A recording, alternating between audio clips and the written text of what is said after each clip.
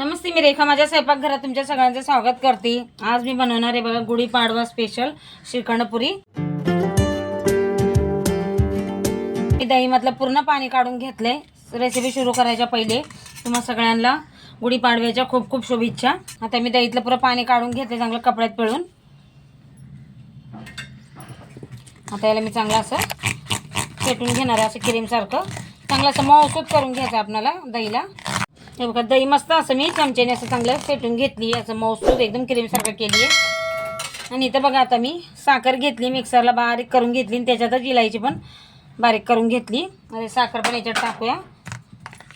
आणि इथं मी घेतलंय थोडंसं दूध आणि त्याच्यात टाकले केसर, हे पण आपल्याला मिक्स करायचं आहे याच्यात। आणि याला चांगलं असं मिक्स करून घेऊ आपण, साखर दही आणि केसरचं दूध।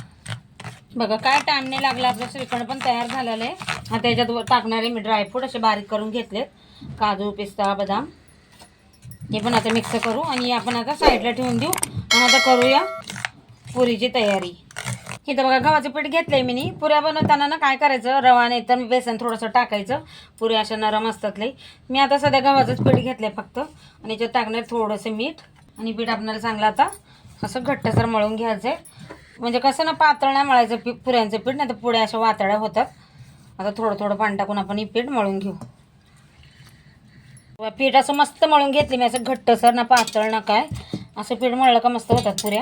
आता मी लगेच पुरी बनवायला घेते, असं लहान लहान करून घेणार आहे असं। आता याला मी चपातीसारखं लाटून घेणार आहे। आता आपल्याला मस्त अशी मोठी चपाती लाटून घ्यायची आहे। हे बघा गरज लागली तर पीठ लावायचं, नाही तर काय लावायची गरज नाही आहे। हे बघा असं लाटून घेतली बघा मी अशी चपाती, ना जाड ना पातळ। हे बघा आता इथे मी ग्लास घेतलाय, तुम्ही डब्याचं ढाकण बी घेऊ शकता, नाहीतर असं लहान लहान लाटून पण करू शकता। आता याचं मी करून घेते अशा पुऱ्या। हे बघा मस्त अशा लहान लहान पुऱ्या तयार होतात। आता सगळ्या मी अशाच करून घेते आणि एकदम करून मी यांना असं तळून घेणार आहे मस्त। हे बघा इथं तेल ठेवलंय मी कढईत गरम करायला, आता गॅस कमीच ठेवलाय। आणि बघा एवढ्याच पुऱ्या आता मी लाटून घेतल्या, तेवढं तळून घेते। तर तेल थोडंसं गरम झालं का मग आपल्याला याच्यात पुरी सोडायची एक एक। हे बघा आता लहान लहान जशा पुऱ्या करून घेतल्या तर तळू आपण हे। हे बघा तेल गरम आहे, आता जेवढ्या बसते तेवढं सोडणार आहे। तसं ते मी दोन दोनच सोडते, आणि असं आपल्याला ह्याच्यावर तेल हे करून घ्यायचं आहे। हे बघा पुरी आपाप फुगते मग अशी तेल सोडलं का वरतून, आणि असं तेल हलका हलक्या हाताने असं सोडायचं वरतून, मग पुऱ्या आपल्या मस्त फुगतात। आलटी पलटी करून याला घेऊन तळून घ्यायचं।